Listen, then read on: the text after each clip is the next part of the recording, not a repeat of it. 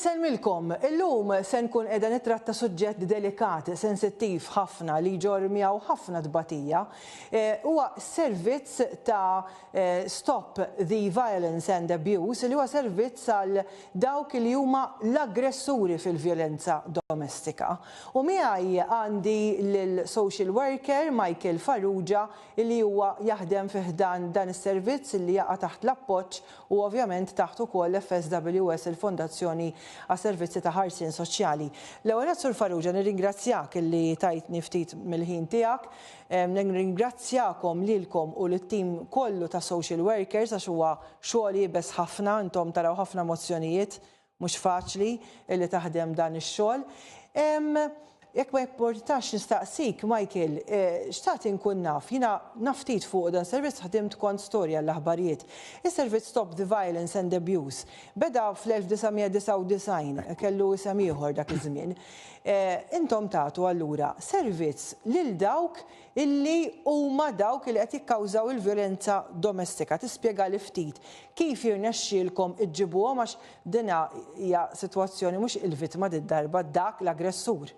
Mela, l-ewwel nies grazzi ħafna tal-istedina u tal-opportunità, iktar ma jgħaddi żmien, iktar hemm bżonn li nħolqu għarfien jisu nindirizzaw il-problema tal-vjolenza domestika mhux billi naħdmu biss mal-vittmi imma rridu mmorru fl-eruq fiċ-ċentru tal-problema li hija l-aggressjoni, il-vjolenza u l-abbuż fil-diversi forom tagħha.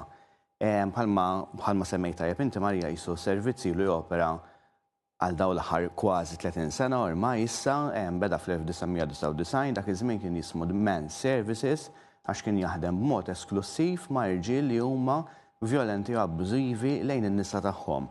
Biss però mal-medda ta' snin il-Fundazzjoni l-Aġenzija Appoġġ ħasset il-bżonn li twessa dan is-servizz u llum il-ġurnata s-servizz infatti bidel jismu Stop the Violence and Abuse bħal meta tajjeb inti u naħdmu ma' 3 klijenti differenti. Ġifieri għandna l-irġiel li huma li jużaw xi forma ta' vjolenza u abbuż lejn in-nisa tagħhom u women who use force fejn naħdmu ma' nisa li kapaċi jkunu vjolenti u abbużivi u child to parent violence u naħdmu ma' żgħażagħ u adolescenti bejn l-etajiet ta' 13 u 25 sena li jkunu vjolenti lejn il-ġenituri tagħhom.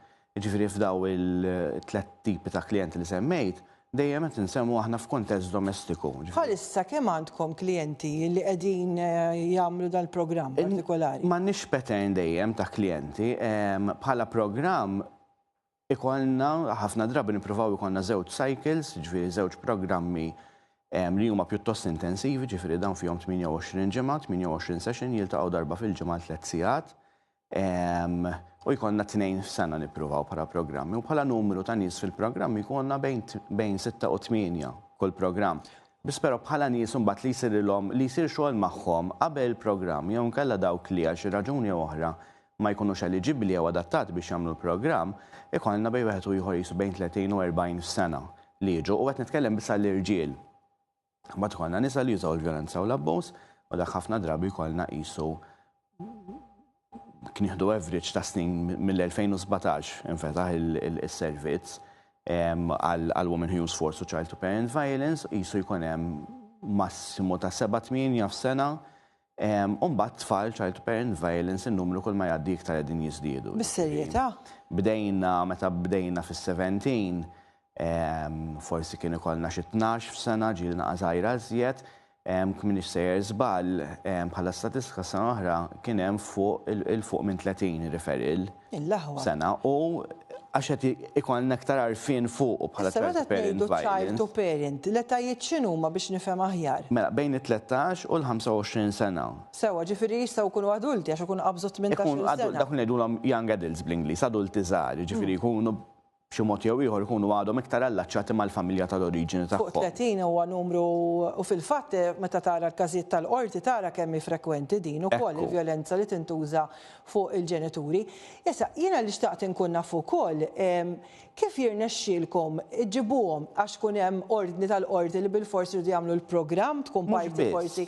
Jew kif għax dana ovvjament naħsibx li ma nafx fl-opinjoni tiegħi f'moħħi mhux faċli li l-aggressur tattiraħ biex jiġi ħalli jtejjeb il-problema li għandu. Punt interessanti li qajjem da Marija. ħafna nies li jużaw il-vjolenza u l-abbuż mhux neċessarjament jirrikonoxxu li għandhom problema ta' vjolenza u abbuż. Infatti ħafna mill-klijenti tagħna jgħidulna ma jiena l-intenzjoni tiegħi qatt ma tkun li weġġa. U hemm element ta' verità fiha. Ma biex nindirizza l-mistoqsija, ikollna numru ta' referrals mill-qorti fejn ġifieri dawn ikun hemm kawża l-qorti li hija għaddejja, allura l-qorti mbagħad torna dik ngħidula ordni ta' trattament jew tissuġġerixxi lill-klient biex jagħmel kuntatt magħna u nkunu nistgħu nibdew naħdmu miegħu. Ikollna numru l ġejjin minn dak li ngħidulu Department of Probation and Parole, li ġifieri sa ċertu punt qisu bil-qorti ma by proxy. Mbagħad ikollna numru ta' klijenti li jiġu minn jeddhom. Kolkom min jammetti li jrid jiġi ġifieri biex jiġi. Iva, jkun hemm min ħafna drabi il-fattur li jibda jimmotiva li persuna jfittex l-għajnuna jew ikunu jattjaraw li relazzjoni tagħhom qiegħda waslet vera f'xifer, waslet vera fit-tarf, jew kollha jirrealizzaw isma' aħna dejjem iġġilidna missa u lejt idejja u jiena ma nixtieqx inkun hekk. Ġieli kellna nies pereżempju isma' issa għandi tfal ma nixtieqx ngħaddi dal-eżempju lit-tfal jew lin-nepotijiet.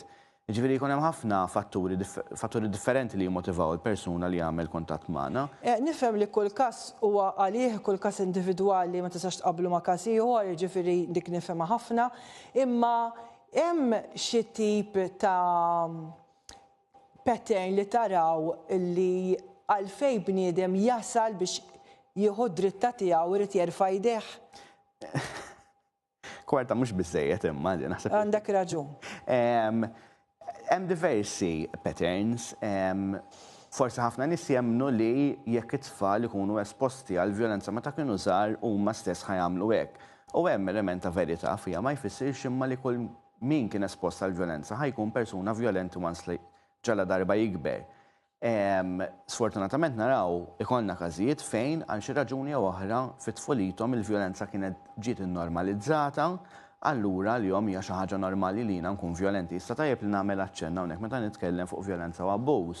Mhux jiena x'Michael, whoever, meta nitkellmu fuq vjolenza u abbuż, qed nitkellmu fuq il-vjolenza u abbuż fil-firxa wiesa tagħhom, ġifieri mhux biss vjolenza fiżika. Abbuż emozzjonali, abbuż verbali, abbuż sesswali, abbuż finanzjarju, element ta' kontroll. Ġifieri hemm ħafna, again, nistgħu nibdew ma nifqux. Mela għandna dawk in-nies li ġew esposti u ġiet innormalizzata allura dik li tgħallmu u dak li ħajamlu.